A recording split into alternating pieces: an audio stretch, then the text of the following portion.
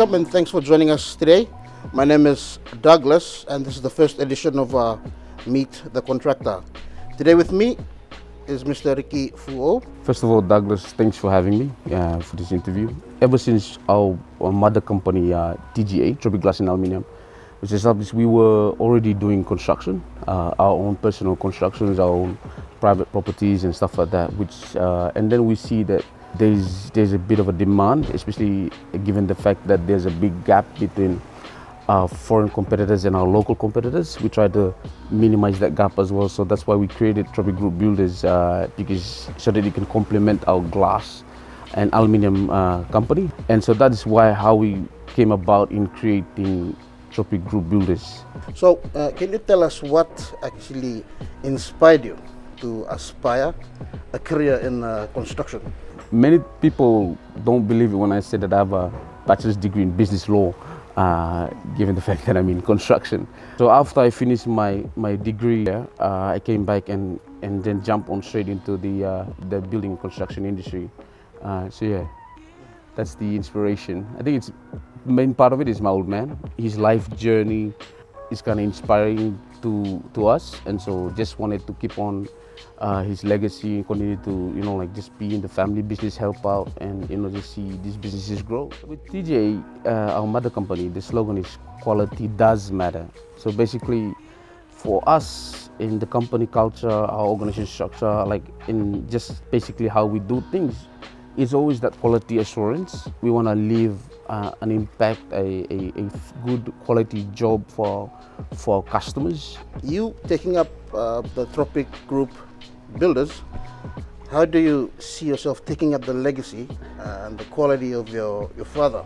Well, I think my old man, with his exit, he'll be leaving a huge shoe to fill. To be honest, I don't know if I will ever live up to his standards or his legacy. However, it's the little things like just learning as much as I can from him, trying to be, continue to be inspired by him, work closely with him, and continue on with his practices, his normal practices. He still plays a vital role in the businesses, and so yeah, he's still around. So not fully retired yet. When it comes to building standards and codes, especially like stuff like quality control and all this, we have a lot of upcoming construction companies, some very, very good construction companies here in the country. I understand you're also a member of the Building and Construction Working Group, which was established under Solomon Chamber of Commerce. What is your take on building standards in Solomon Islands and codes, and how do you think they should perform?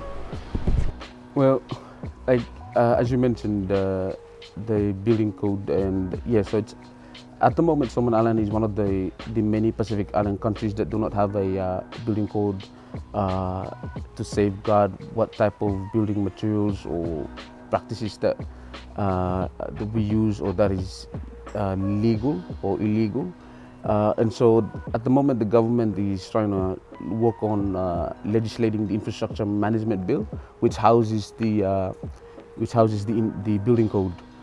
And so with the Chamber of Commerce, we've created a working group that works closely with the Ministry of Infrastructure and Development, MID, and ensuring that we legislate the building code. It's important that we create standards, ensure that we have safe buildings, safe facilities, and also products that would help, in terms of the construction and the final product to last.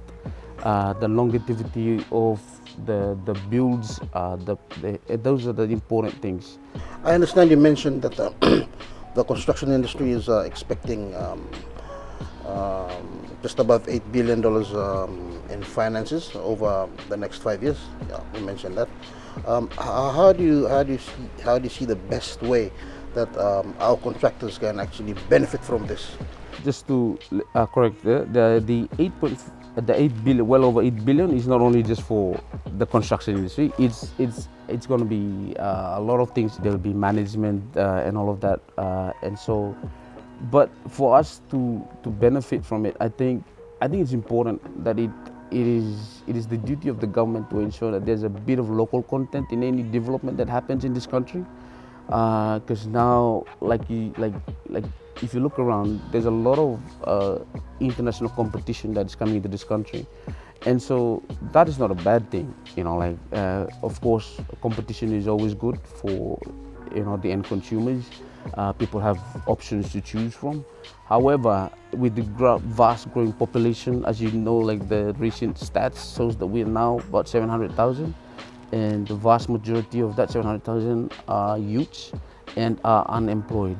And so I think for us locals, local contractors, and everyone else to benefit from these infrastructures that are coming in, I think the important thing is to ensure that there's a bit of a local content in whatever that we do, and that way we can create jobs. We can continue to create, continue to help the economy, and that's one of the fastest way we can help with the economic recovery, especially during this time as well. I believe it's just like with any other industry, you have to set goals, you have to have that passion for it, and then just work towards those goals. I graduated with a totally complete bachelor's degree and end up managing a construction company, and it's one of the things that has kept me going and has really motivated me is like my passion and my love for this industry. I just love building houses. I love managing construction projects, seeing how we're building like something from nothing into something. It's from the start of the project to the finish. All the drama, all the headaches, all the stuff that comes with it. We've been trained to think that. We've been always have this conception that only foreigners are capable of doing such good work or delivering such good quality products. But I want to let people know that us Solomon Islanders can do it as well. As a Solomon Island, we can also deliver such good quality products. We have the capabilities, the skills as well to deliver this type of buildings or the finishes. We are sitting in one of your accomplished works. For example, this is Tropic apartments, right? What are some of your some similar accomplishments like this one here? Yep.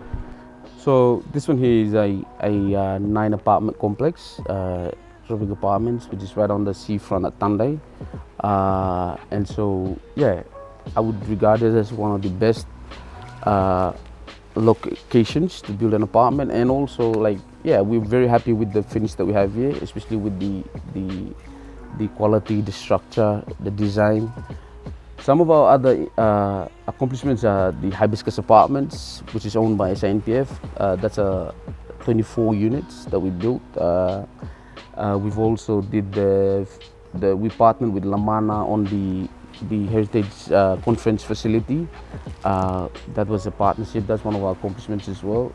We've also build up Bread Bank, the bank fit outs and we did a few BSP bank fit outs as well. And so, in terms of construction, there's a few in Solomon that has TGB's name on it. And so, with all that is happening, a lot of people, a lot of businesses, a lot of even the government everyone have kind of hold back on investing in, into construction or spending money. So people are a bit, worried. People are a bit,